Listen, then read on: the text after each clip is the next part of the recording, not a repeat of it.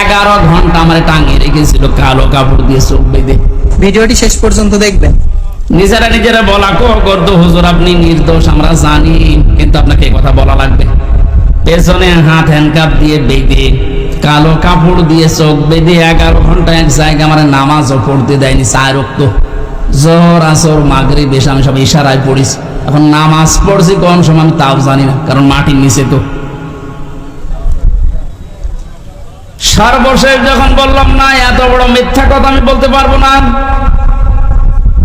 আকিস গ্রুপে আমি চাকরি করতাম, ওনাদের বিরুদ্ধে হাজার হাজার কথা লিখতে বলেছেন, একটাও পারবো না, কারণ ওনারা এরকম না। শেষে আমার বলছে যদি আপনি আজকে সন্ধ্যার ভেতরে এগুলো স্বীকার না করেন, না বলেন, তাহলে আপনার বউ তুলে নেন। কি চরিত্র দেখিস।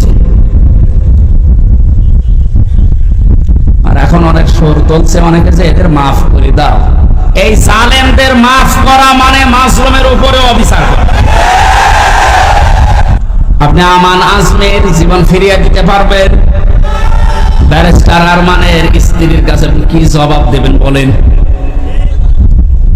কোথায় পৌঁছিয়েছেন তার জীবনটা?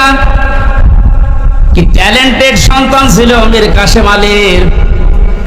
যারা দায়িত্বে আছেন, অন্তর্বর্তীকালীন সরকার থেকে শুরু করে যারা এখন দায়িত্বে আছেন, এই মুহূর্তে আপনাদের সিদ্ধান্ত নেওয়া লাগবে এই জালেমদের সহযোগী যতগুলো ছিল প্রত্যেককেই ইমিডিয়েটলি এখনই ওদেরকে বহিষ্কার করা লাগবে।